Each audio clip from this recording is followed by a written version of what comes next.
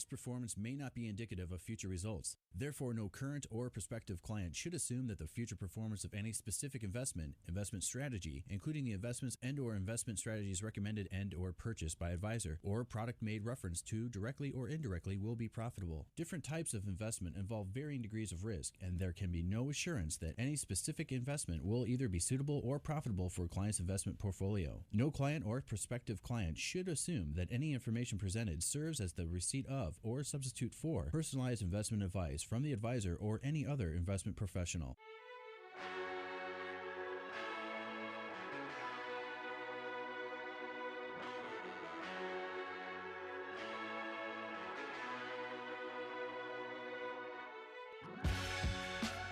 Welcome to the Bullington Capital Report, hosted by Bill Bullington. For the next hour, you'll receive information on current market conditions and trends that could affect your financial future. If you have a question, you can participate in today's program by calling 216-901-0945. That's 216-901-0WHK. You can also reach Bill by going to his website, bullingtoncapital.com. And now, here's Bill Bullington. Welcome back. Like the man said, this is Bill Bullington here every Saturday morning. A couple hours now. 10 to noon. And if you'd like to call in with a question today, number's 216-901-0945, 216-901-0945. And if you'd like to email me, you can email me, Bill at Bullington Capital, or you can go to my website. It's been under reconstruction actually, for a couple weeks. It might, that may not get through, so I would probably just stick with the phone, and we'll be glad to see if we can help you out. Phone number's still the same, still works. Just the little technical difficulties. It is mind-boggling the amount of technology that you have to use today just to do things that, it done 30 years ago, a lot simpler. Wasn't really a lot simpler, but in fact, those were the long ways. And today, we've got almost everything at your fingertips. I'm just amazed at how much data and how much information is available. The internet's got a lot, but a lot of the internet stuff, if you look it up, you don't really know unless you can have some way of doing the background research on the sources of the data that they're using. Is that accurate or is it not accurate? And very difficult, especially when it comes to economics. Economic indicators. There's still no way that I know of that they've been able to predict with a super high degree of accuracy what's going to happen next. That would be great if they could. It would be awesome. Everybody would just go in and say, okay, here's the amount of return I want to get. Here's the risk I'm willing to take, and bam, it would happen. I guess we can all wish. And it's actually it's interesting how I'm just amazed at how resilient his market's been, because it's been there's been a lot of stuff going on. It's crazy. If you look at the S&P 500, it's still up about 7% for the year, and it was down about 7% the first quarter. It went sideways and then it dropped, and of course it turns around, takes off, and now you're up for the year right around 7% or so. Yeah, that is mind-boggling, and that it happens that quickly. And that's really the difference between now and when I first started doing this radio program a long, long time ago. Is speed. Speed is or maybe it's just more noticeable now, but no, it's actually speed, because there are more funds now than there have ever been, especially when you add in the ETFs that are out there. ETFs, for the most part, incidentally, if you don't know what an ETF is, that's okay. They're basically just funds that you can buy and sell during the day. And you get thousands of, there's actually about 3,000 of those. Then there are thousands of regular funds. And to this day, I always thought that at some point in time, the general public would take an interest in this. And because, it's only your financial future. But thought you would be interested in it and would probably learn enough that the field that I'm in wouldn't even exist. I was wrong. It's more than just knowing. It's having the confidence when what you know is being tested, because you're going to get tested. And what do I mean by that? Well, you've got an awful lot of participants in markets, and you can't control them all. And fear and greed come into play quite often, and trying not to pay attention to it as much as you can, knowing that when you do your plans, when we sit down to do an investment plan for somebody, the question I think is the most important. I've been using this, for years now, decades, and you've heard me say it if you've ever listened to this show. But what kind of risk taker are you? And I'm going to show you how to gauge the kind of risk you're willing to take. Here's all your money. Start subtracting percentages from it. If you took off 10%, are you losing sleep? If you took off 20%, are you losing sleep? And if mine's at 40, if I was down 40%, I'd be like, I'd be worried about it. I might not be, I wouldn't be losing sleep, but personally, but that's basically the limit for me. It's like 40%. I wouldn't want to be down more than 40%. So I double that number, and that's about the amount of money that I can put in risk-based assets, stocks, bonds, especially junk bonds. But anything that's other than a guaranteed annuity or a short-term money market, you can put that in that category. Then if we did have a really big fallout, markets crashed like they have several times during my lifetime. It's not often, but got to be prepared. And if that happened, you've already prepared for it. And that's kind of a key, is preparing for it, doing the mental rehearsals. And still important. It's a lot easier today, I think. It's a lot easier. We've got so many more safeguards built into markets. Valuations on the stock market are not low. Let me put it that way. It's you could easily have a 15, 20, 30% decline. It's going to be temporary, and they would recover from that. Would recover from it relatively quickly. I think there's an awful lot of money that's been printed around the world, an awful lot, and a lot of it's sitting in super short-term stuff that's not earning a whole lot. You had a big correction. There are enough sophisticated investors out there that would actually step in and start buying. And because GDP growth is, especially in America, it's pretty good. GDP growth in China, those are top two economies in the world. It's very good, very strong. And they can move a little faster than we can, by the way. When you've only got to go through one person to make decisions. And by the way, I'm sure they get a lot of consulting from an awful lot of people that they trust, but ultimately one person can move a whole lot faster than a Congress or a Senate can. Because, you get everybody voicing their opinions, and, everybody's looking out for their constituents' best interests, hopefully. That's how it's supposed to work anyway. But so you've got a lot of differing opinions and people across the country in different situations. That's difficult. That makes it difficult. I'm pretty sure when the founding fathers were putting all this together, they really didn't consider that there would be over 300 million people in this country at some point in time.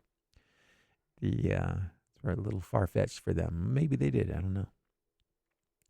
But the bottom line is there is an awfully large amount of growth, not just because people still keep having kids. A lot of our growth here is actually from immigration. And I think it's kind of crazy that they're trying to lock those people out because all of our ancestors came here on a boat, unless you're American Indian, and which I'm like 3/8 Cherokee, by the way. Those are the original people here. But this is it's really interesting. I just don't understand how a population can be manipulated so many times and so easily. It to me, it's just I don't know.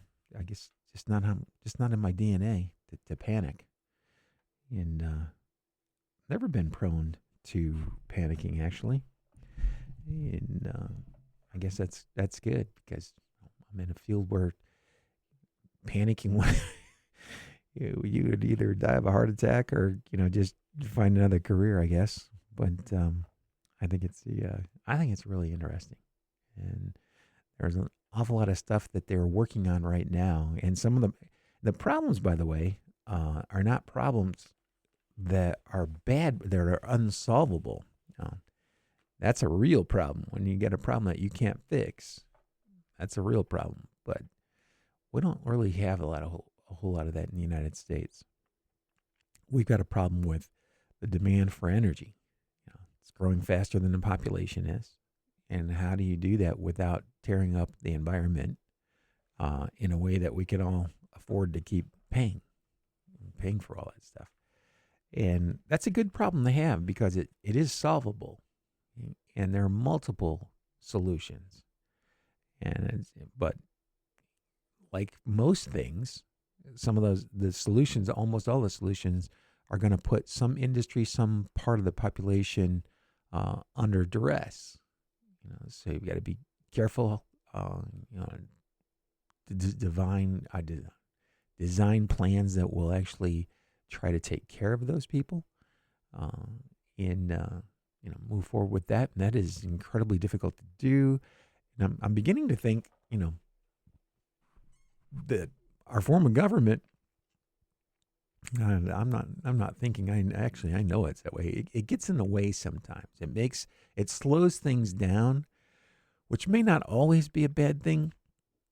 Because if you're slowing down a little bit, you're going to consider more options, and maybe you head off some problems before they actually show up. And at some point in time, you're going to have to move forward. And we've done a great job in this country. I mean, think about it. Every other country that competes with us on an economic basis has way more people than we do. Like, a lot more people. And one of the really nice things about America is the amount of land that we still have that's where people aren't living on it. And that's kind of a big deal. It's a very big deal. So I would say we're still in a sweet spot. It's a good thing. The growing of an economy when technologies change, it creates jobs, opportunities. And since I've only got about 40 seconds here before the commercials start, I'm just going to tell you that this is Bill Bullington. I'm here every Saturday morning from 10 to noon now. If you'd like to call us, 216-901-0945. And I'll be back right after these commercials. Well, back again. This is Bill Bullington here every Saturday morning from 10 to noon now. If you'd like to call in, 216-901-0945. Hey, if you wanted us to take a look at your portfolio, if you're worried about it, you've got questions, that's something that we do all the time. It's part of our job. And we need to make recommendations that are based on what you want to do, based on your financial situation. and how much risk you think you can actually handle. And that's a big one. That's probably the toughest question that you'll ever answer. What kind of risk taker are you? Because there's no clear definition of that in the whole financial planning industry. They don't define what a risk taker is. They let you define it yourself. And knowing that, I didn't really like the 3 and 4 page, actually some of them were closer to 40 questionnaires that they'd come up with. So I came up with my own a long time ago. And now it's one that's adopted by the entire industry. And I just want to let you guys know I was there a long time before you were. and essentially, it goes like this. So take your assets, your 401k, your IRAs, your savings accounts, whatever. Figure out what percentage you have invested in stocks right now, if any, and then put that aside. Okay, and let's say you do it and basically you're at 50-50. 50% of your money in stock funds and 50% of your money in quote-unquote safe accounts. That would be anything like a fixed annuity, a CD, treasury bonds, savings accounts at a bank. That's your conservative fixed income money. Okay. Now, you add them all up and add them all up independently. Add up the fixed income and the money that you have in stocks. Then you divide the total by the number of those numbers. It'll give you an idea of what percentage. So let's say you have $1 million and you've got 600,000. Well, that's 60%. That's kind of my point there. There's 60%. So you got 400,000 in safe, quote unquote, safe stuff. Okay, and you got 600,000 stuff that's going to fluctuate quite a bit. How do you feel if you were down, if that 600,000 got cut in half? Because when you're in stocks, and this is something that bothered me from the very beginning of my career. So it's over 40 years. People are looking at stocks as if you can get in and get out of stocks because you're going to predict the future with a high degree of accuracy. Well, the first part is that, yes, you can try to predict the future, no problem. It's that high degree of accuracy part that becomes the problem. That's the problem. Very, very, very difficult. And almost everyone I've ever seen try to do that ends up not doing well. Now, which is interesting. So if everybody I've ever seen, if you were able to do that, by the way, please give me a call, because I know how you can take a couple $1,000 and turn yourself into a millionaire. I'm not kidding. Yeah, and it's called options on futures contracts. The odds are not in your favor. Yeah, but if you knew for a fact, what the market was going to do, just 10% move, there are things you could do that would make you very wealthy with a fairly significantly small amount of money. Okay, so the fact that you don't hear people talking about that and it's not in the news ever should tell you how difficult that is. There are a bunch of mathematicians, people with PhDs in math and finance who've been trying to figure that out forever, and eventually they just give it up and go, yeah, no, it's not possible. But that doesn't mean that you should give up on investing. And I know for a lot of people this seems super simple, but for people that have been working very hard for 30, 40 years, contributing to their 401k plans and raising families, you really haven't had time to study, to know as much as you need to know. So, yeah, that's why I still have a job. And I can tell you that there are still a lot of people out there on the internet. You can find just about anything. You make a statement, and you'll be able to find some website somewhere where somebody agrees with whatever it is that you said. And you get a whole lot more people that don't agree, by the way, but depending on what you said. But I don't care how outrageous it is, and that's one of the hard parts of being an advisor is there are a ton of sites out there that'll tell you whatever you want to hear.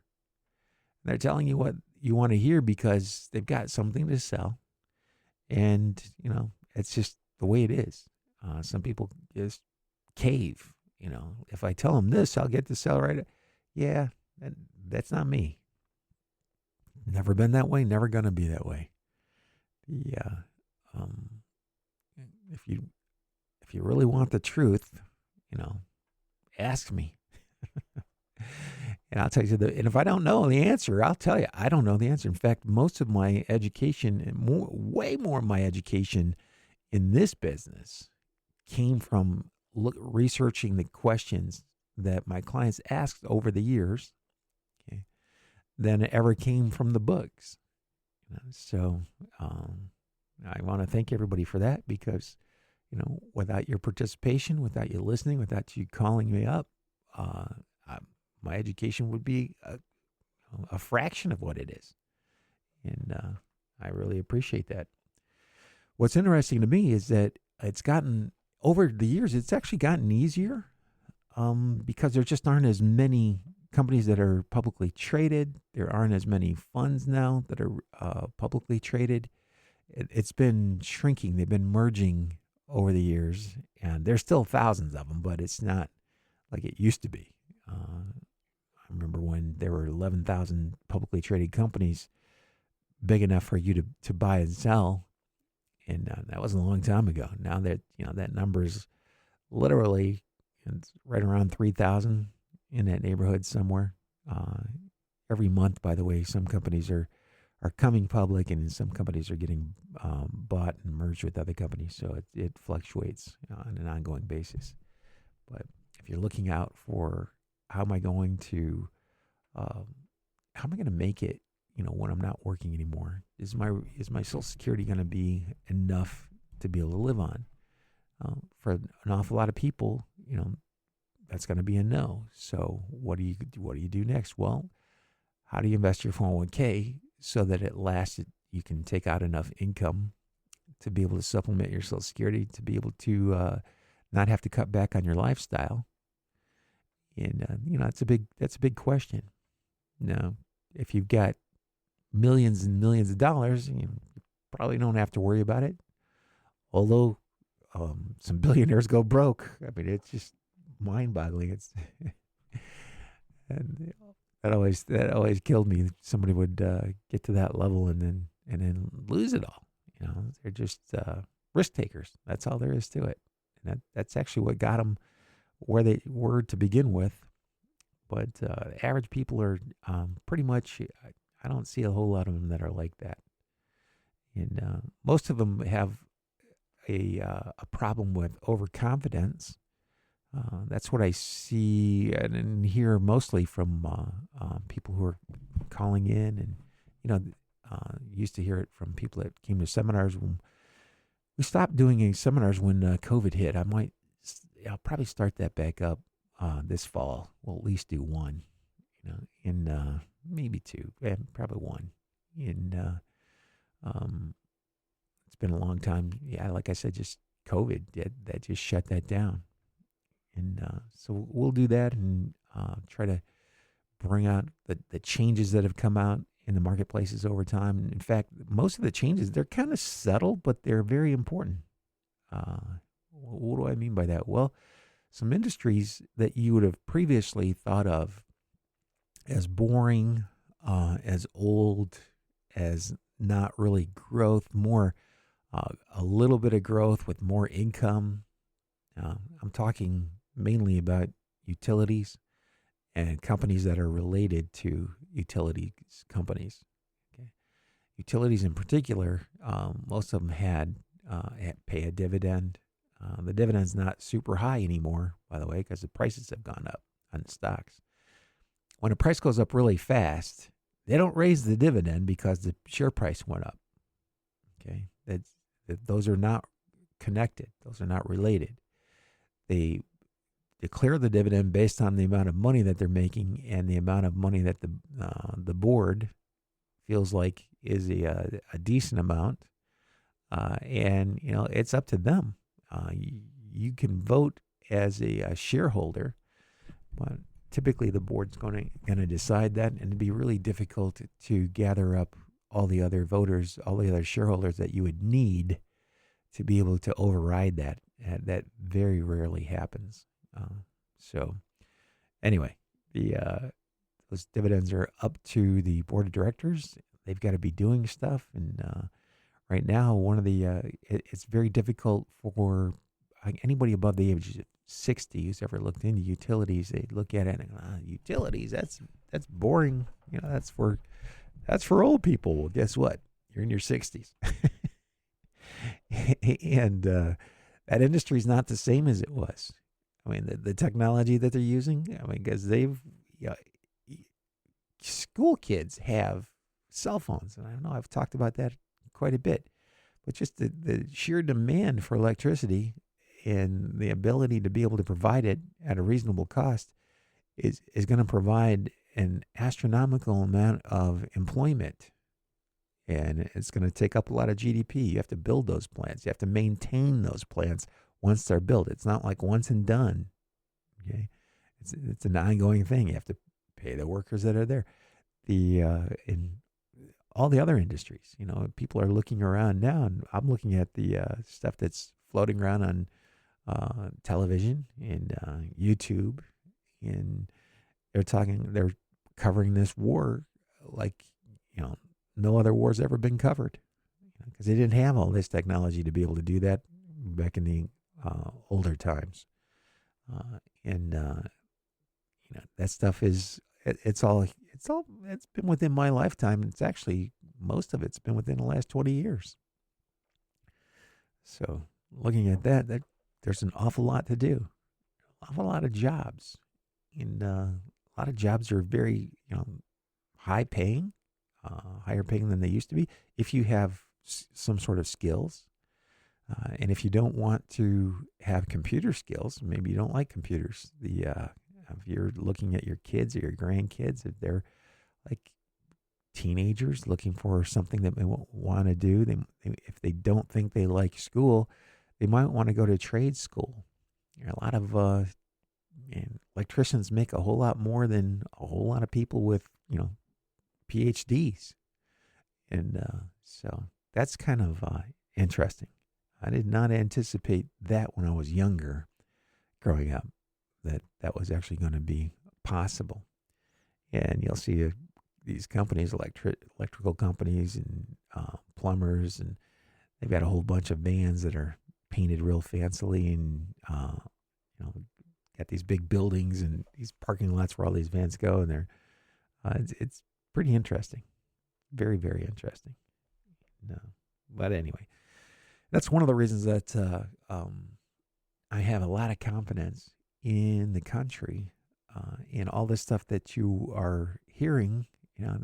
The news is overwhelmingly negative, but that's because people will read negative news before they read the positive news, and it's always been that way. Well, I shouldn't say always. In my lifetime, which I'm not 100 years old yet. In my lifetime, the more shocking the story was, the more attention it got. We come out and say, "Hey, look, he invented this product, and it's going to reduce the cost of your groceries by 10%, 15%. People would be like, "Oh, okay, great. Let's go have some fun." They wouldn't be spending a lot of time reading those stories if they read the headlines. And then the media that's actually publishing those, they've got people working there. They've got to pay them.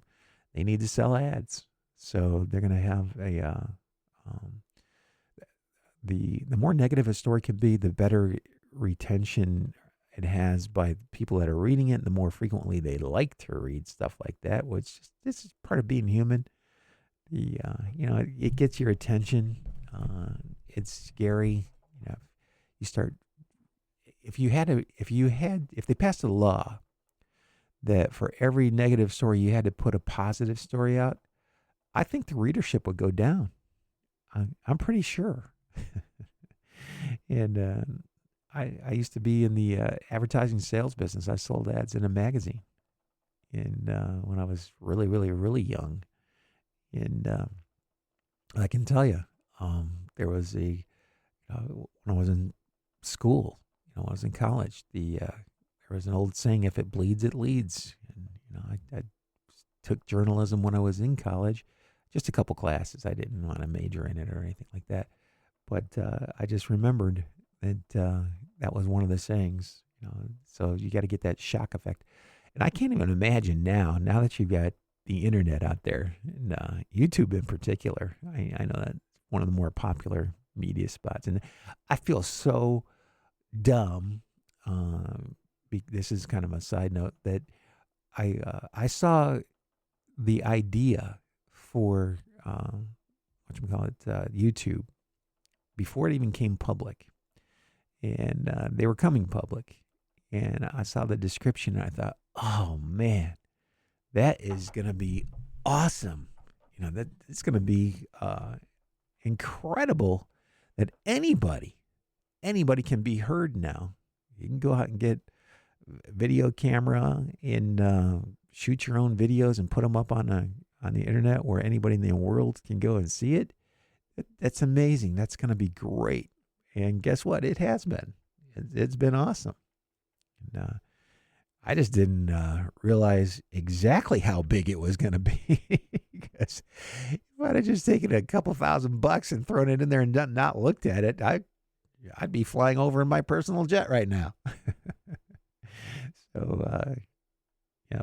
But it has been a part of the funds that I use for a very long time. And that's one of the other things I like about the way things are today is if you've got a good idea, there's probably a fund that holds it. Anyway, I got about 30 seconds here before I take a quick commercial break. This is Bill Bullington right here on 1420. Stay tuned. I'll be right back.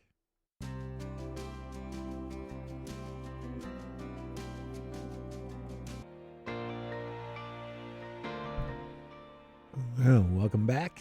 Tell you what, the internet is one of those things where sometimes you just hate it. And then most of the time you can't live without it because most of your work you're going to be doing it, at least today, especially if you're in an office environment in any way, shape, or form, you're going to have to use it. And one of those things that's been bothering me here. My laptop is cutting in and cutting out, and that's a whole bunch of different reasons. But anyway, it's really interesting that institutions are investing in private equity. And what is private equity? Well, those are where a company raises money and they sell shares of stock that don't list on a public exchange in many cases. And it could be just a bond, or it could be, which is a loan. And it could be a convertible security that goes in like a loan. They pay interest on it, but then the company that made the loan has the ability to convert it into stock if they ever decide to go public and they feel like they can make a lot of money. If a publicly held company, if they think they can sell it for a lot more than their bonds are worth, they'll go ahead and do that, and then convert it and make a whole bunch of money. It's just the American way. And most of this, by the way, is you never hear about it.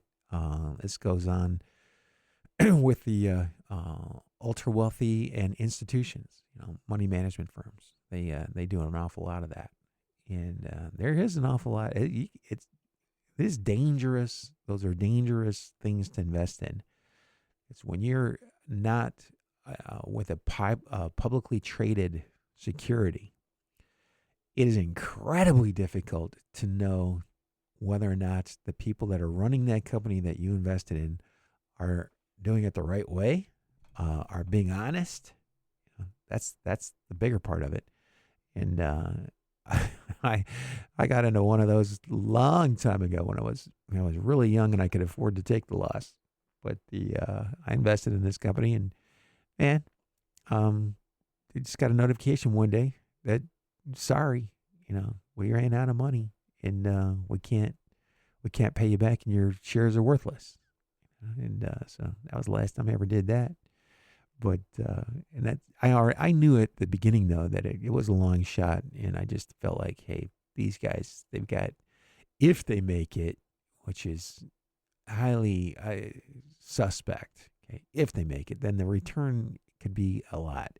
In fact, I would make that that would be akin to buying an option.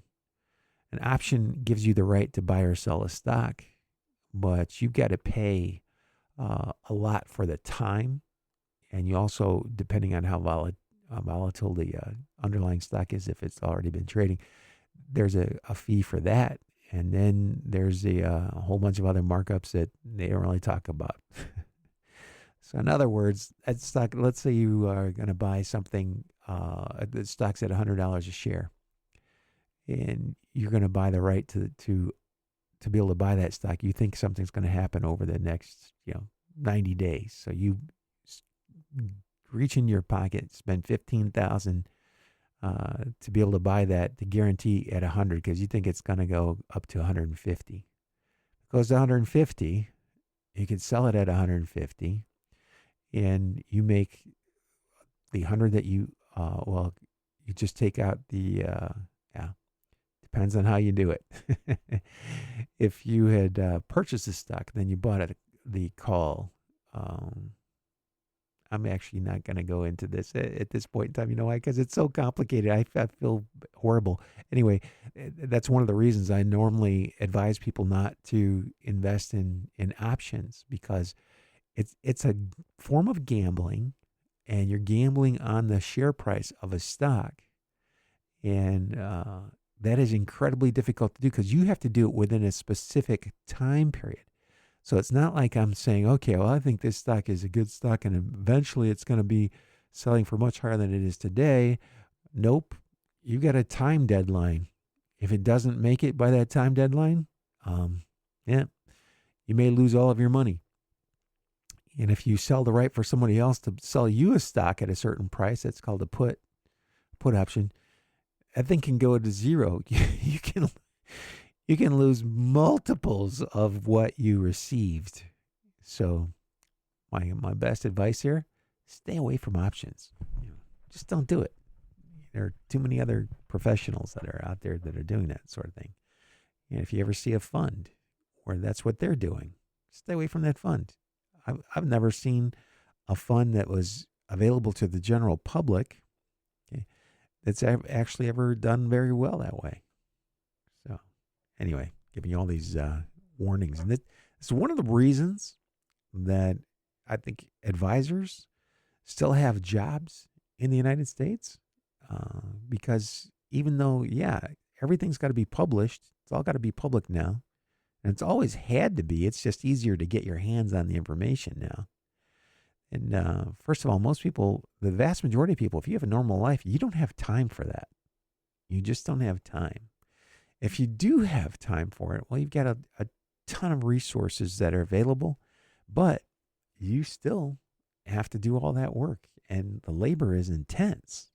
I mean, it's intense. I look at the portfolios, and I use some portfolios that are managed by outside money managers that I'm familiar with, that I've been working with for decades.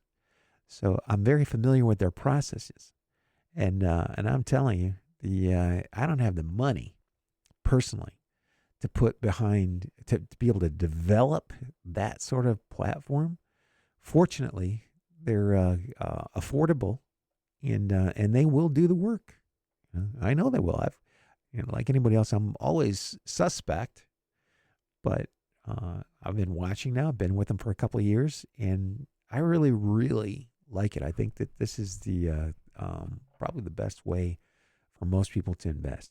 You've got an advisor will help you pick out a portfolio manager that's based on what you want to do, based on your background, if you don't have a whole lot of financial acuity because you haven't been working in the field for very long, or maybe you're just coming out of a bad divorce and you didn't handle the the money. I shouldn't laugh about that. That's really not funny. So I apologize. But that I've seen that happen quite often. Maybe you just had a job where you were you're in the same place for years and years and years, and you had a nice 401k. Company had a match. You were everything was good, and then all of a sudden the company changes hands. It happened twice last year for long-term clients of mine, and now you're like, oh, what am I supposed to do? Well, you got to get a plan. And by the way, the planning doesn't have to be super complex, and that's one of the things that still keeps me in business, because there are a ton of other advisors out there and a ton of other firms that make it extremely complex. My goal is to try to make it as simple as humanly possible. Occam's razor, simplest solutions often the best, and especially when it comes to finance. Now, not always. There's always that 3% of the time that you would have been better off if you knew how to sell out of the money options on futures contracts. But that is going to be so rare. And you still have to get it right, and there's still a tremendous amount of risk. Okay, so I guess what I'm saying is that if you have a good advisor that understands that, can explain it, that's a big deal. You've got options when it comes to retirement. You got options on how you take money out of your 401k plan. They all have options built into them, but you may not understand it, and that's not one that you want to mess up. I mean, I had a personal experience. I was really young. My grandfather was retiring. He had 30 years in as a welder. Worked for was union, and he and my grandmother didn't understand, and he died like about 18 months after he retired. And they had selected a life-only option with him because that was the one that paid the most money, and it was on his life.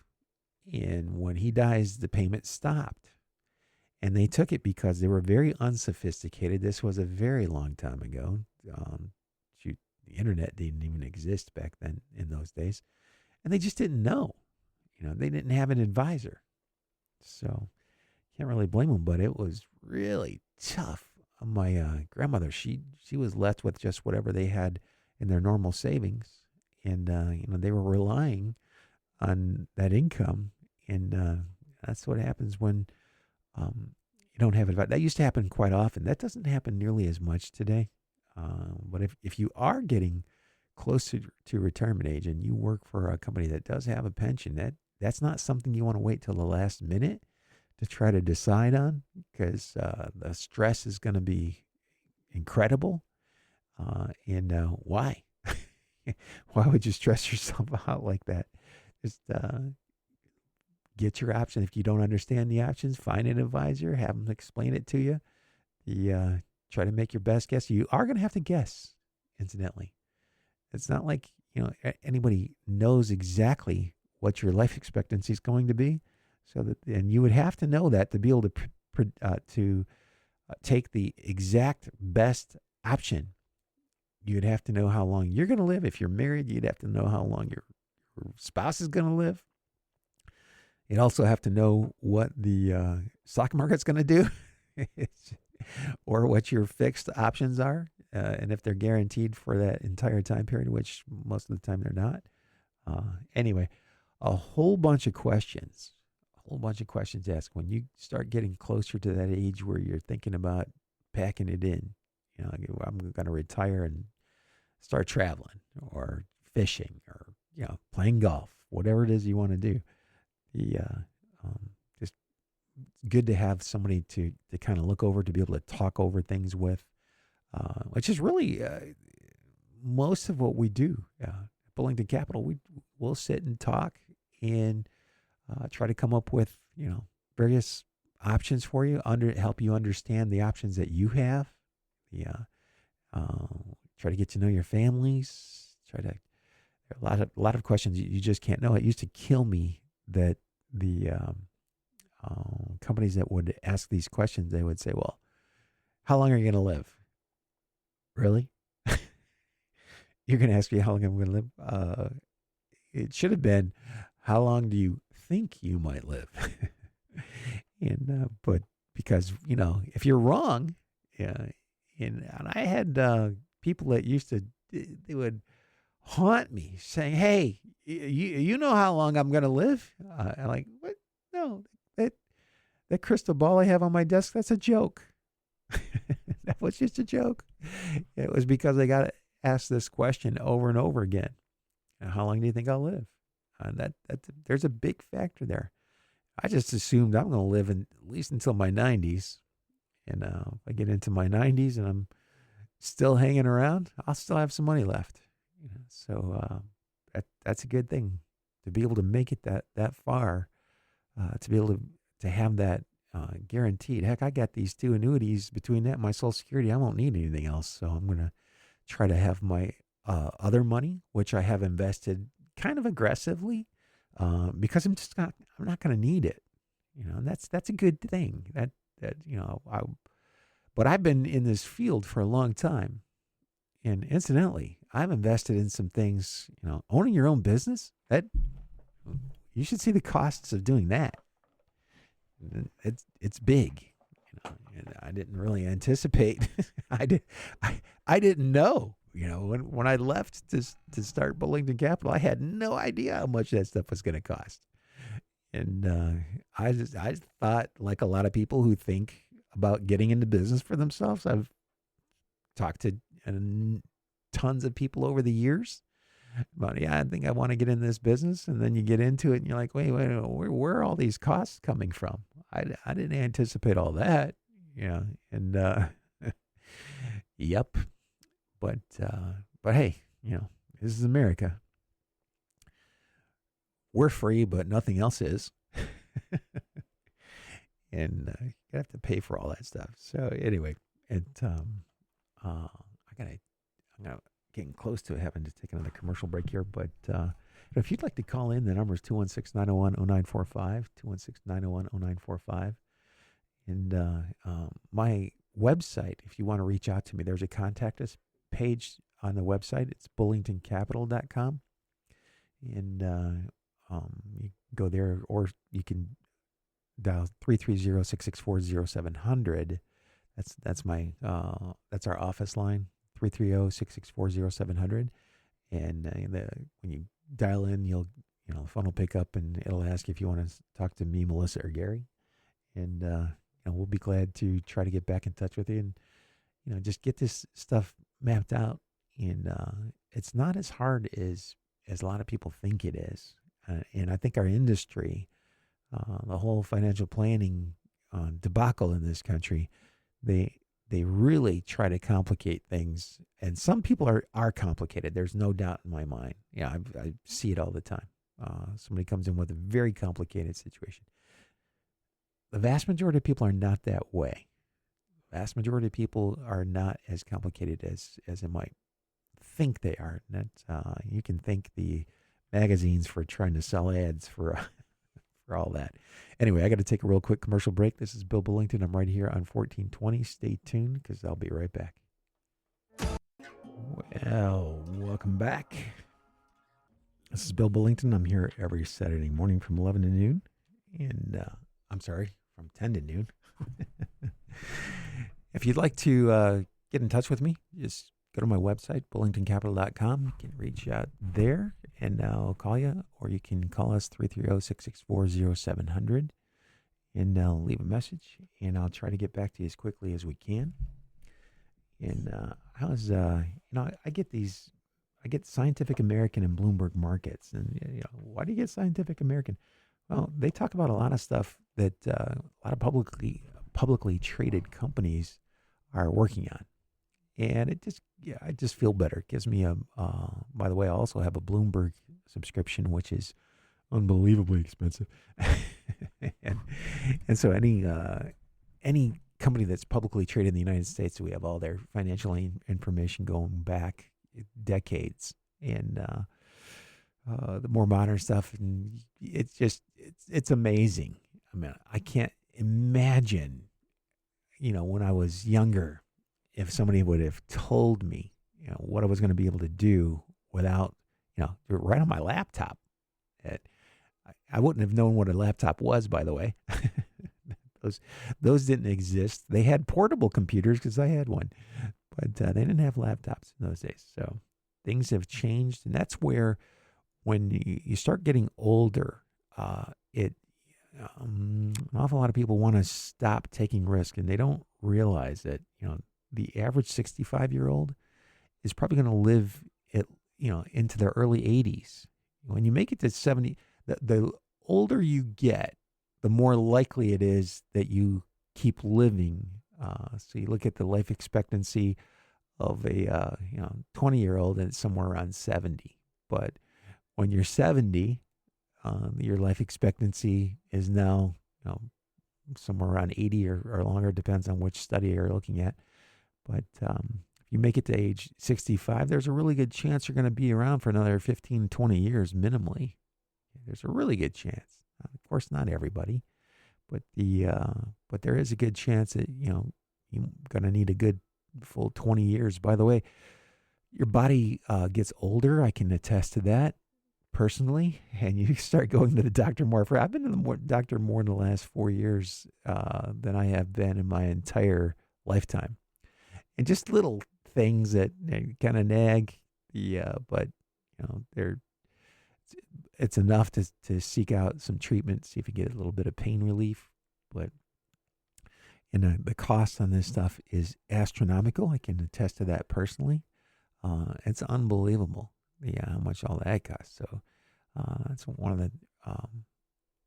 the other challenges of planning into retirement. It's fairly simple for a lot of seniors. If you are looking at getting, being on Social Security, participating in the government programs, you can get supplement plans, and they're all over the place.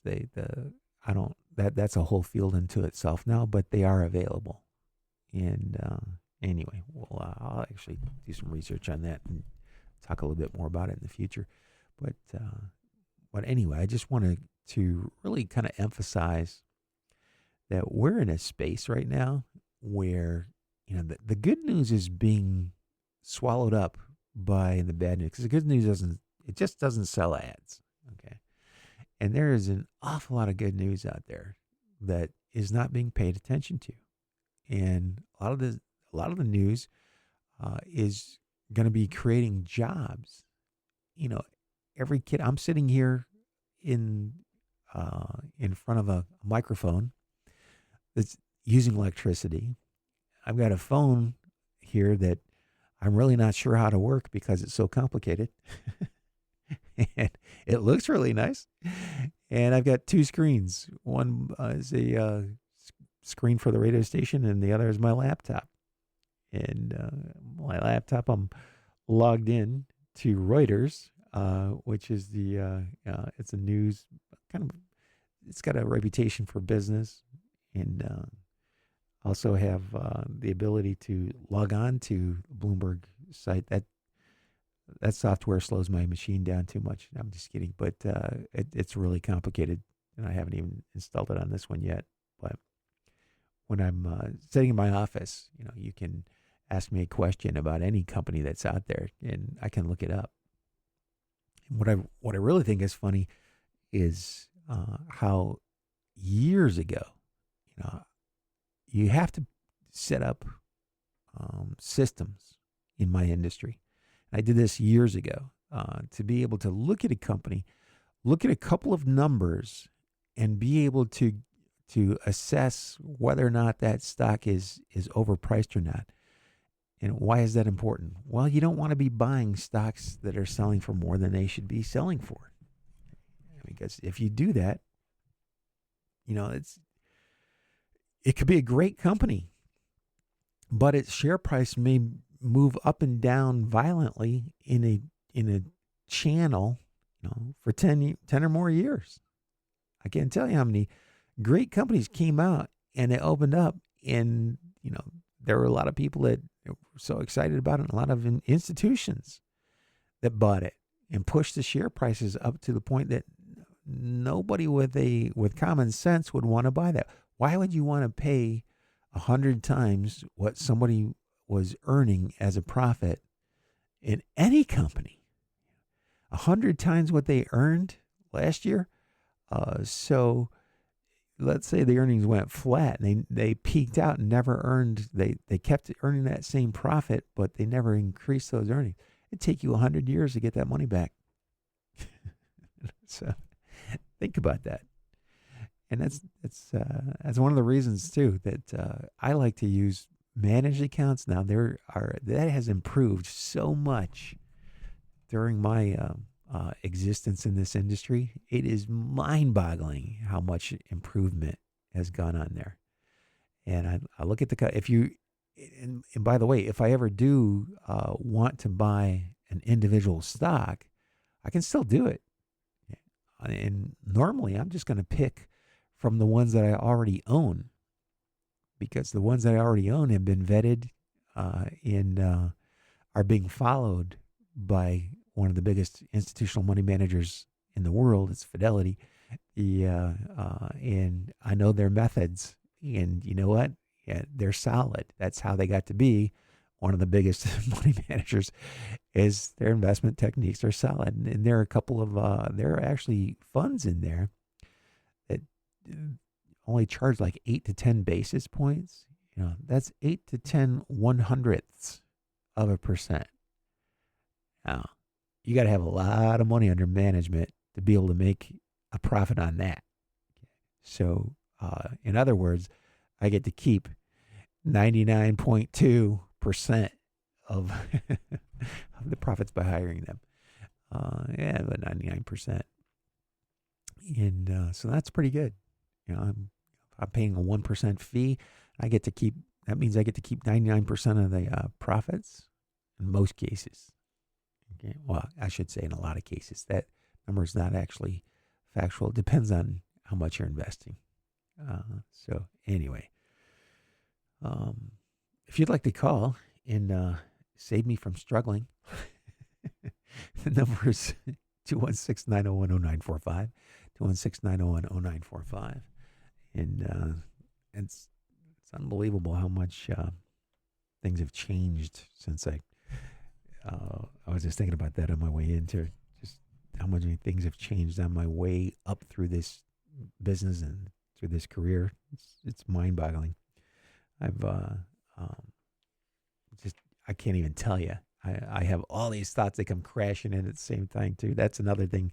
That's a side effect of listening to the general public for a very long time.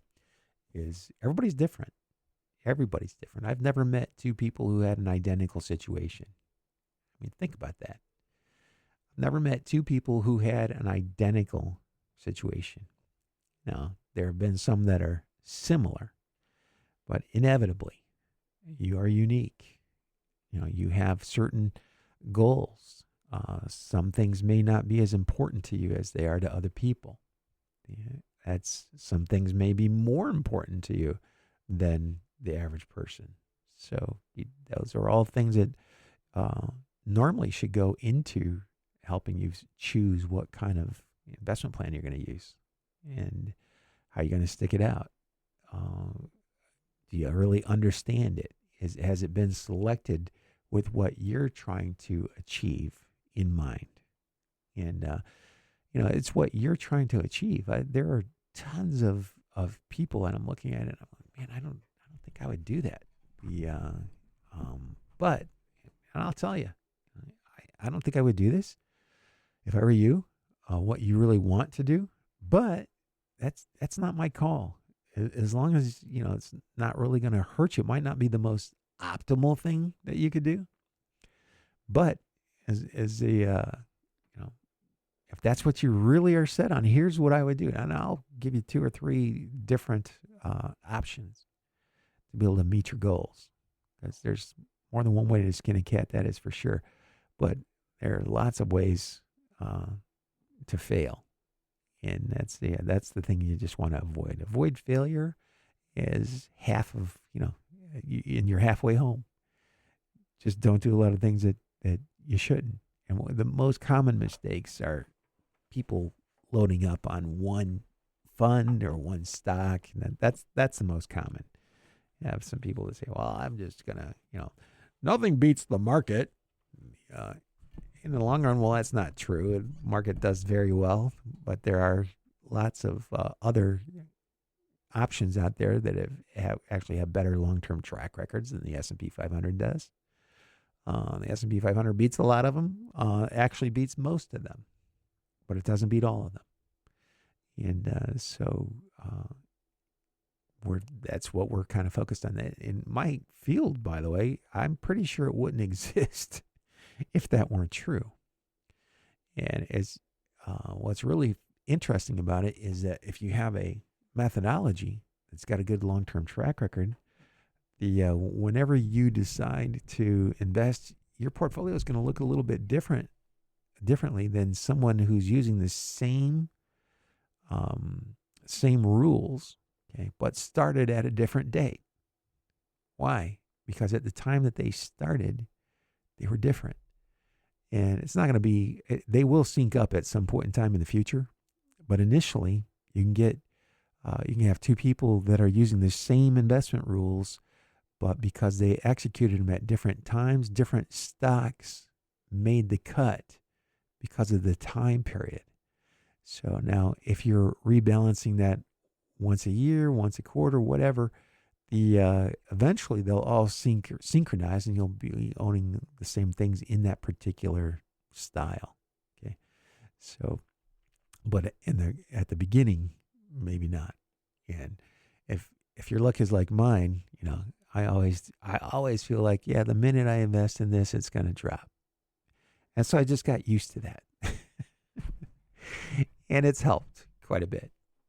Because it doesn't stay down. If you're making sure the homework's being done, which is essentially what I'm doing, I'm making sure that homework's being done because I'm too old to get down in the pits and do all the manual labor. I'm going to stand up and supervise, and which is really realistically that's what financial advisors do. They should call them financial advisors and supervisors, because you're probably not going to have the time, even as a financial advisor, you're not going to have the time to put in the research to do as good a job as some of the options you have available to you. And we all have them, by the way. You may not know about it. So if you're an advisor and you're wondering what I'm talking about, you can call me in the office. I'll tell you. I'll show you. So. But if you're an investor out there and you're thinking, man, what am I going to do? Where should I go? I'm not so sure I want to be 100% in stocks. I don't know how I want to be. I'm not sure exactly how much risk I can take. And again, I know I think I started this like 3 times during this radio show and never finished it. But here's how, and I'll keep going over this because this is really important. This never changes. And you always have to come back to this. This is your guiding light, okay, or guiding philosophy. So you take your portfolio value. If you want to know what kind of risk taker you are, you take your portfolio value and you start subtracting percentages from it. This doesn't take a long time, and you can do it with a regular calculator. You can do it in your head if you've been doing it as long as I have. But and eventually you'll get there too. But this is what you should do to evaluate what kind of risk what risk taker you are. Write down the best estimate of what your entire savings are right now. Right at the top of the page. Start subtracting percentages from it. let's just, so that I can keep my math easy, let's say you get $1 million. Okay, so if I had $1 million, but we're only 100,000. Maybe you're in your 30s, got a bunch of kids, working hard, saving hard, and you got $100,000. So if it goes down to 90,000, that's 10,000. That's 10%. How do you feel? Are you going to give up? Are you going to panic and run and put all the money in cash? Or do you think, Bill told me that's going to happen, so I'm just going to stick it out. And I'm going to 80,000 and see how you feel. And then keep that routine up. Go down to the number where mine's at the 60%. By the way, when I said 100,000, if I'm down 10,000, that's 10%. If I'm down 20,000, that's 20%. That means that 100,000 was there. Now it's only 80,000. How do I feel? Am I in panic mode yet? Yeah. And wherever everybody's number is different. The older you get, typically the less tolerance you have for risk. Younger people, if I'm in my 30s, I'm like, yeah, I can do. If it goes down 50%, I'm hoping that that's not going to happen. But if it does, I'm not going to die. It's not going to affect my lifestyle because these are my long-term savings. I didn't plan on taking them out right away. In fact, I have a lot of time to make it up.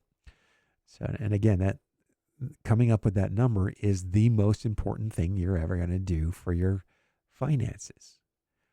You need to correctly evaluate the amount of risk that you're willing to take. What kind of risk taker are you? And most of the questionnaires I've ever seen have focused on that. The vast majority of the questionnaires I saw would ask all these questions. And by the time most people didn't know how to answer them. By the time you got through 4 or 5 pages of that stuff, most of it was really done for compliance.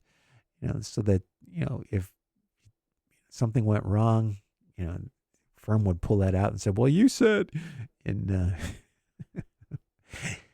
and I just have been blunt my entire career and just said, listen, how much of a decline are you willing to accept in an effort to get to your long-term goals? And what are those long-term goals? What, you're trying to shoot for a 10% average annual return and you're going to be in stocks and stock funds? Well, guess what? You got to be willing to be down 40 or 50% at some point in time. Now, I'm hoping that's not going to happen, but it could. And anyway, I got just a few seconds before I got to take a real quick commercial break. So I'll just tell you again, this is Bill Bullington here every Saturday morning from 11 to noon. If you want to call in today, the number is 216-901-0945.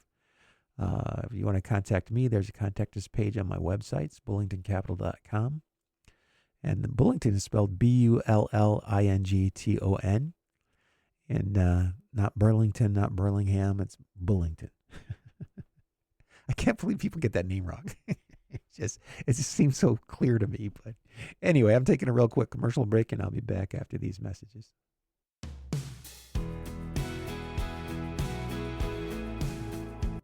Well, welcome back. I was just thinking about something. There used to be a saying, you don't hear it too much anymore. And I'm going to tell you what the saying is and why you don't hear it too much anymore. And I'm going to give you an example. So it used to be that you would just buy and hold. That was the advice that the sages of investing, mostly in your families, were giving you.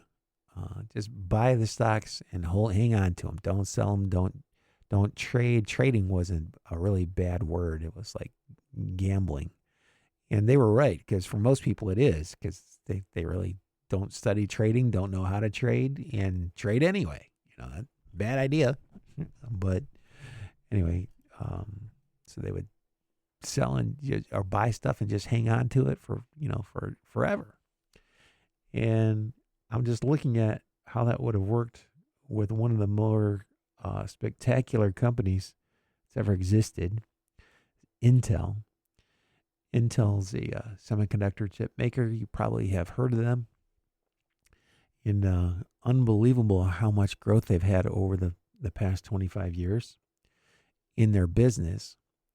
their share price is barely up over what it was. It's up 40% from where it peaked at in the year 2000. It's 2026 now. And that stock has not, it hasn't even doubled. I mean, it's mind-boggling. By the way, it's held in almost every index fund. The index funds have made more money with it, I'm sure of it, because the share price has fluctuated a lot. It actually, from the year 2000 to 2009, let's see where the bottom is here. Okay, yeah, it was down 85%. So if you're rebalancing a portfolio, you've done way better in Intel than the person that bought Intel and just hung on to it, even if you reinvested the dividends. The people that, that's why index funds, which we use a ton of, and we also have managed portfolios where you've got professional stock pickers that are picking that stock up. As it was a very, very attractive 2002 when it really had dropped an awful lot from its peak, and then it went up and more than doubled, was up a little over 200%. At that point in time, probably not undervalued anymore. So you would be cutting back. And if you're in a portfolio that rebalanced, it would eventually start to cut in and add to it. And that's one of the reasons I like having actively managed accounts, is even if they're done just by rules. That's all the S&P 500 is. It's a rules-based index. Russell 1000, rules-based index. Russell 1000 growth, rules-based index. And by the way, that's my favorite ETF, incidentally, the Russell 1000 growth. I know exactly what they're doing. I mean, exactly. I know which stocks are in the portfolios, and I know when they're going to change them, when they're going to qualify to be changed, not the actual date. But and that's where you got to get. I mean, I don't expect the average person out there to learn this stuff or know it, be able to regurgitate it in your sleep, like most of us that are obsessed with finance do. But but you should be familiar with it. Why it's worked, how long it's worked is, at some point in time, there may become a point, and I think, in 2000, I got in I was working for a firm, and I saw the valuations on stocks like Intel, like all the other stocks that were overpriced at that point in time, and I literally decided to switch firms. I was changing from the firm I was working for to another firm. First of all, they were trying to get me to hold on to the stocks that I had purchased for people a couple of years prior to that. And they had shot up. Yeah, they're extremely well. And I'm looking at the valuation. I wanted to sell these things before that last 100% increase came. And they gave me, they just raised havoc. I'm like, you're kidding me. You've got to be kidding me. And so anyway, I end up reducing the stock exposure from 100% down to 70% in those particular accounts. It wasn't across the board. These are the ones that I was managing personally. Okay, so it went down to about 30%. And people still got mad, by the way, because that 30% got cut in half. But I was just like, well, okay, do you realize how much we've saved, and now that I want to buy back, you're going to resist me on this? Yeah, some things you just can't win.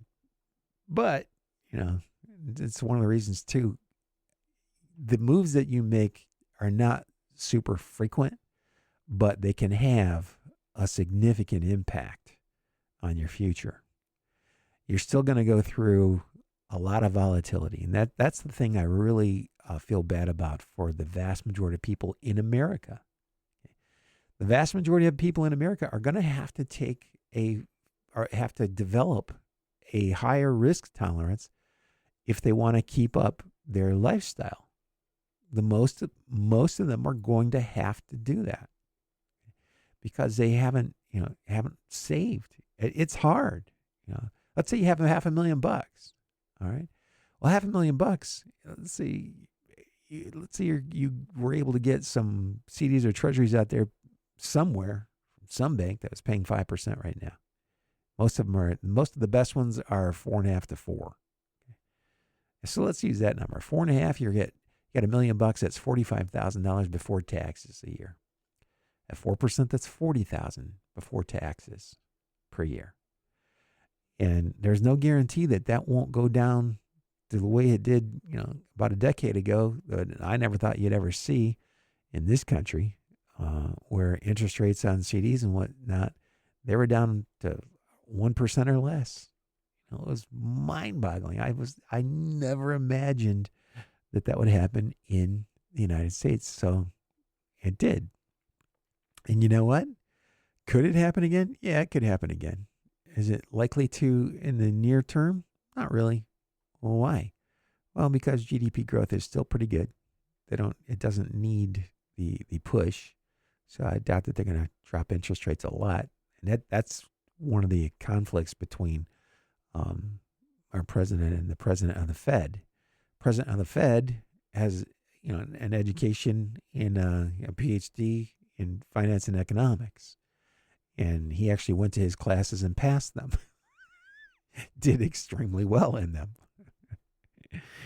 And he's arguing with somebody, fiscally, this guy's he's not the sharpest guy in there. And I feel bad about it because I'm offending like half of my clients right now. I know that. The other half are going, yay. It's just, but no. And I call it, if you ever go back to this radio show, you can't really go back that far, but I have copies going all the way back to the very beginning. This has been, for me, I don't know, it's kind of easy.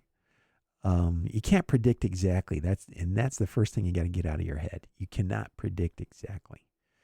You've got to be within a range. And sometimes that range is going to be very large. Like when you look at a stock portfolio, I can look at how the stock's allocated, what kind of holdings do they have. And I can tell you approximately how much it would have been down the last big correction that we had when it ended a few months ago, actually. Well, last year. No, I'm sorry. I was looking at the wrong chart. And this is something that's also funny. What some people think is a big range is not so much to others. And in 2022, you got, let's see, market peaked out, and then that was November 2021. Then you go through just about a year. Okay, so a year, and you got a 25% decline. Now, people were screaming bloody murder, through that. 25%. Well, if you were in an aggressive growth fund, you were down more than that. That was more or less an average of a lot of different strategies. So, but being down that much is, that's fairly significant. And that wasn't even that bad. It can happen again. And that's why I'm saying that, you really need to pay attention to this. Stocks are not undervalued right now. They're not grossly overpriced. They're overpriced. What does that mean? Well, it means you could have another 2-3 year period where they kind of go down and then sideways and then come up and get your hopes up and then turn around and go down again and then go sideways a little bit and then start to come back up again. And that could go on for 4, 5, maybe even 10 years. That could happen. And if you're planning on retiring and converting that into an income stream, that could be devastating. you could end up blowing through all your cash. You tell one of the people are asking me for a long time, hey Bill, why do you talk about annuities? Well, see, because annuity doesn't matter what happens in the stock market. They guarantee an income, and they're going to keep paying it for as long as you live.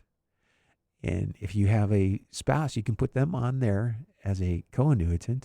That will reduce the rate a little bit, but now they're insuring 2 lives. They'll pay until you're both gone.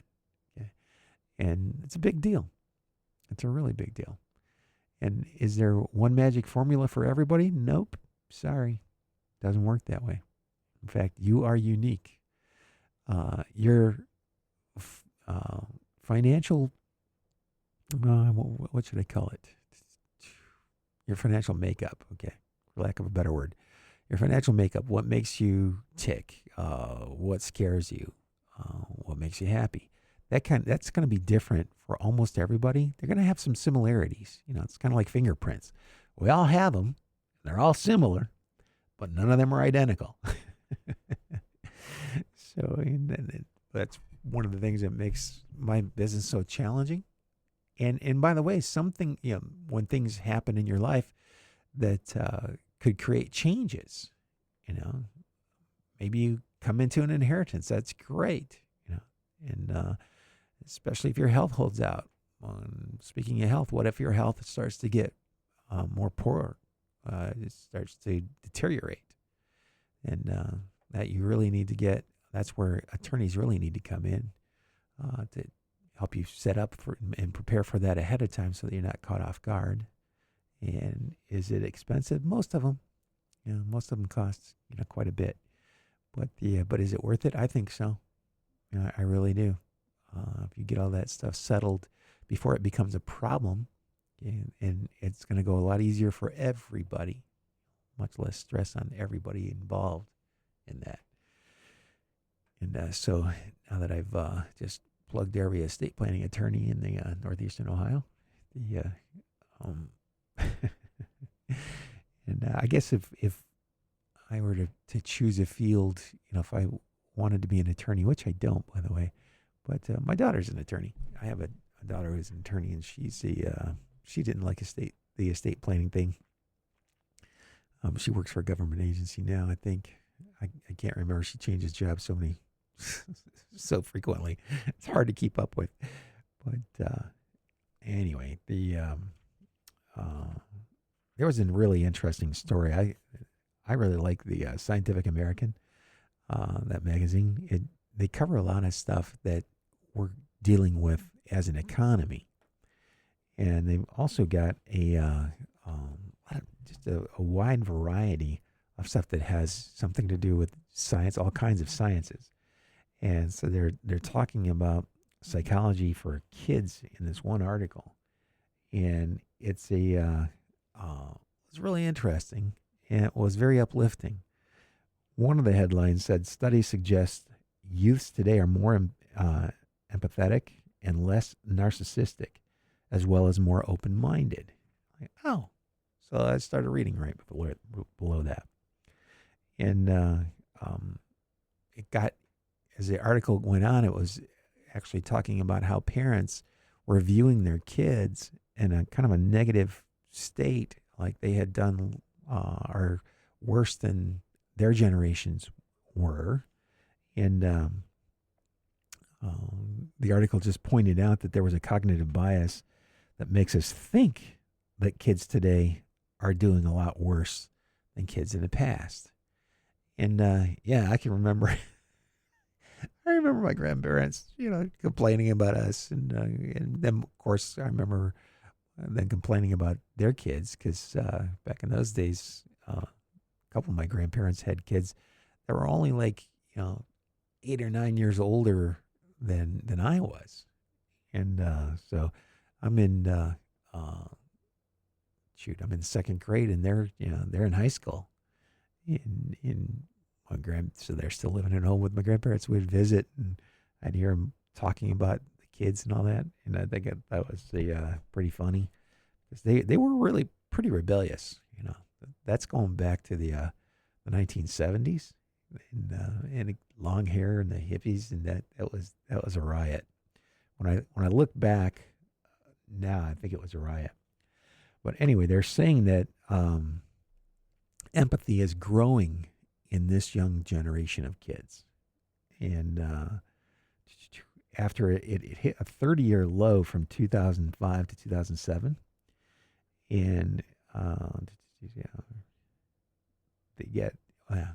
they were just saying that they've increased their empathetic abilities quite a bit, but nobody's paying attention to it. So they're still in their mind, in a lot of people's minds, they're still stuck on a generation that's already grown up, and the new kids are a lot more empathetic. So I thought that was pretty cool. In fact, if I had known how much school teachers get, now every school teacher gets mad every time I say this, it's just because they don't know. They don't know that you teach school for 30 years, the pension you are going to get, okay, you would have to save at least a couple $1 million, at least a couple $1 million bucks, just to match the pension that you will get that's guaranteed by the state of Ohio. You know, guarantees only as good as the underlying companies and organizations that back them up. But it's been one of the better things for many, many, many generations of school teachers. And I didn't find this out until I was in my 30s, you know. And so I talked to my kids, and one of them actually became a teacher. And that was one of the main reasons. So you'd actually have to save a couple $1 million bucks to be able to replace that teacher pension that the vast majority of them are going to get. Okay? And minimally $1 million, minimally.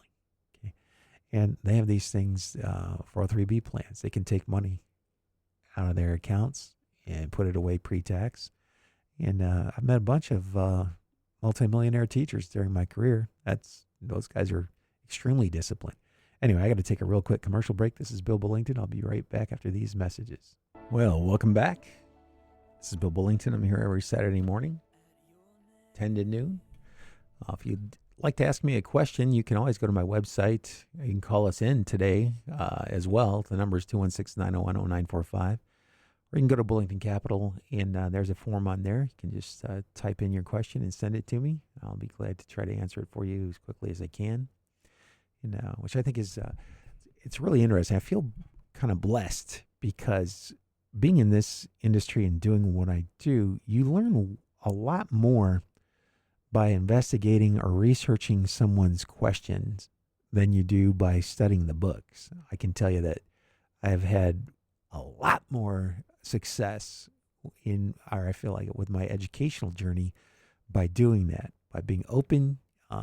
So if you have a question and you really need an answer to it, I'll do my best to try to find it for you. And I have a group of CPAs I can actually ask some tax questions to, no cost to you. Anyway, so yeah, hit me up. I'll do the best, very best I can. And looking out over into the future, that is one of the things that if you're going to be an investor, you kind of have to do that because if you look at what's going on right now, there's always a lot of turmoil. I mean, there's never not a lot of turmoil. And I remember people used to say, well, I remember back in the day. You mean before they had the internet, because you couldn't find out what was going on? And oftentimes, you didn't read the paper for 2 or 3 days in a row. And most people, it's so funny. The younger people read the paper. What the heck is he talking about? There used to be these things called papers. You might remember the Plain Dealer. I had to deliver it, so I'll never forget it. But anyway, it was our form of the internet, before the internet existed.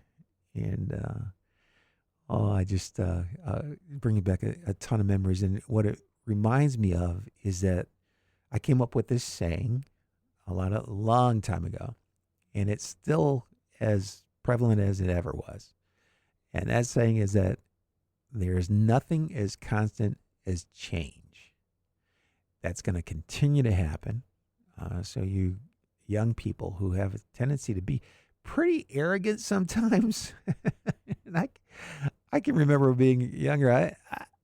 I cannot remember being arrogant. I always thought that the older people, they've been at this a lot longer than I have. They probably have some things that I could learn from them.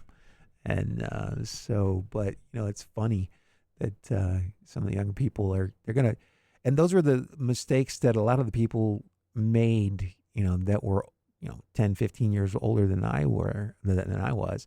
They felt like, well, I got this, and my generation too. I got this. And then you don't find out that you didn't have it, or there was something that you didn't know about, and you didn't take advantage of it. So it ended up, being a negative outcome and over years when there's not a whole lot you can do about it at that point in time.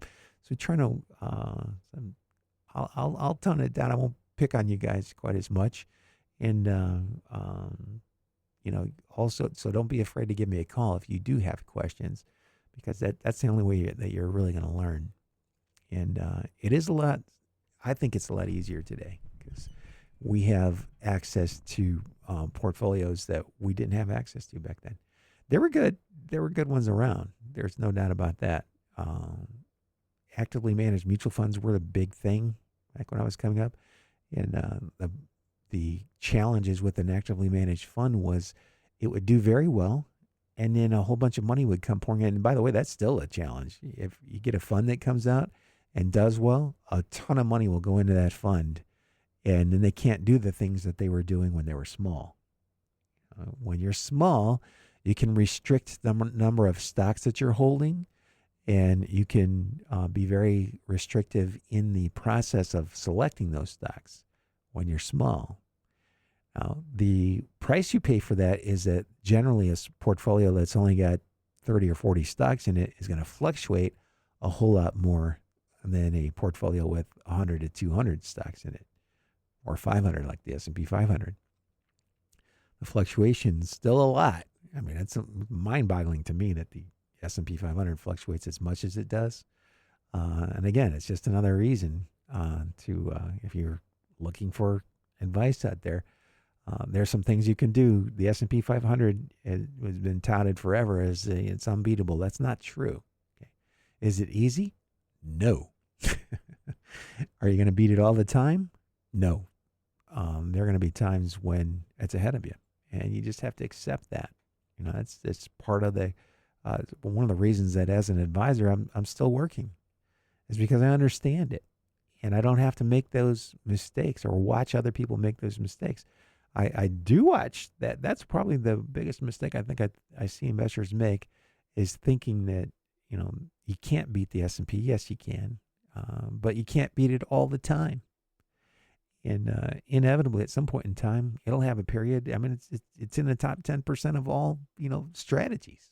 So, and right now I can tell you, here's what you do. If you want to beat the S&P 500, take the top 40 stocks out of the Russell 1000 Growth Index and put it in a portfolio. And every 90 days, go back and rerun your screen and make the adjustments. The stocks that are still there get to stay. The stocks that have fallen out of that group are replaced by the new ones.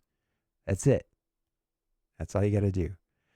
And it's going to cost you a fortune to set that up and do that, which is why I have a job, because the alternatives are to do the kind of stuff that we're doing. We've got the pricing down pretty low. And anyway, but I see I've got about 10 minutes here, so I want to tell you again real quick. Just if you have questions, please feel free to give me a call. Or go to my website, and actually the email is probably the better way because that gets in there, and that's a lot more permanent than a phone call or a message on my cell phone. Because I get a lot. You can imagine. But anyway, so got a few more minutes here, and let's see what is coming up here. It's May now. There used to be an old saying, "Sell in May, go away, come back in November." Was it October? Yeah, come back in November. What was that referring to? Well, there were some seasonal tendencies of the market to not do much during the summer, and particularly. It's funny, before the internet was really a thing. People took vacations. They didn't want to be bothered. The portfolio managers were getting away. Everybody just kind of slowed down, and then that last quarter, like bam, and it's actually more than the last quarter. It would typically start right around September, middle of September, and for the longest time, December was one of the better. December, January, they were two of the most rewarding months in the market. So you didn't want to miss those. And I'm not sure exactly if all those things are still true. And it really kind of depends, because I use a lot of indexes now that are focused on profitability of the companies that are in there. And anybody can create an index. By the index just means that you're using math to select the stocks instead of your emotions. Companies' sales growth, companies' profitability, company size. Those are the three most important factors. And you can mix them around just about any way you want, and you'll get something that will do fairly well over time if you've got that kind of time and you don't mind paying for all that data, and you don't mind spending a lot of time away from your family just managing your portfolio. That's why I still have a job. And I didn't think I would at this stage of the game. I remember thinking in my younger days, man, this is all going to, somebody will do this for you. You're going to sit in front of a screen one day, and that screen's going to be able to detect the pupil, your eye pupil's dilation, and it's going to show you a whole bunch of different portfolios, and it's going to measure your heart rate, it's going to measure your breathing and your pupil dilation, and it's going to zero in on a portfolio specifically for you. And you know what? I'm telling you, knowing human beings, half the people are not going to agree. They'll take all that research and getting the recommendations, and they're not going to agree, and that's okay. That's another part that's fun. But I really thought that at this stage of the game that would already be here, that you would just go, like you go in the airport and you gotta go get your face scanned. You would just go get scanned, look at the portfolios. It would measure your body's reactions to the various changes, and then it would design the portfolio specifically for you. So we're not there yet. I doubt that, nobody's even talking about doing that. So probably at least 10 to 15 years away. That would be minimally. In the meantime, sitting down and having a conversation is probably one of the better things you can do. And if you don't like the way that I sound, then don't pick me. You should go with somebody that you feel comfortable with, because when you start dealing in financial markets, it's stressful. There's going to be stress there. So you should try to find somebody you have confidence in, somebody that you don't mind spending time with, somebody that you wouldn't mind. You have to talk about things that are kind of private, like a risk tolerance. That's pretty private. How much risk are you really willing to take? Incidentally, we're not allowed to share those discussions with anybody but you, unless you have it. If we have it in writing from you, then we can share like between spouses. But that's another thing I thought was kind of funny. I didn't anticipate going into this industry that there would be married couples who don't know anything about each other's finances. They didn't know that. And it's still out there. But you should probably try to talk about it. And that's one of the things that a good advisor can do. Sometimes we can be good mediators. If you don't see things the same way, we try to explain it in someone else's language, and not being your spouse sometimes is a big advantage, or it can be. And so, with that, I'm just going to say, go to bullingtoncapital.com, reach out to us. We'll try to help you as best we can. And there are lots and lots of options. And at some point in time, you're going to have to do some sort of planning like this anyway. So Ours is free. There's no obligation. Well, I'll give you my opinion and tell you why. And, I'll spend at least an hour with you. And that's a lot for me because, I don't have to look a whole bunch of stuff up anymore. Anyway, I gotta run, everybody. Have a good week. Have good investing. Good luck. This is Bill Bullington right here on 1420. I'll see you next weekend at 10 a.m.